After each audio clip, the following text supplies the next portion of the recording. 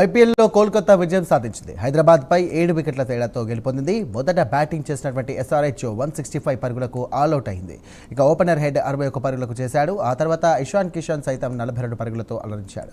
ఇక మిగతా ప్లేయర్స్ అంతా కూడా తేలిపోయారు. దీంతో 19 ఓవర్లలోనే హైదరాబాద్ 165 పరుగులకు చాప చుట్టేసింది.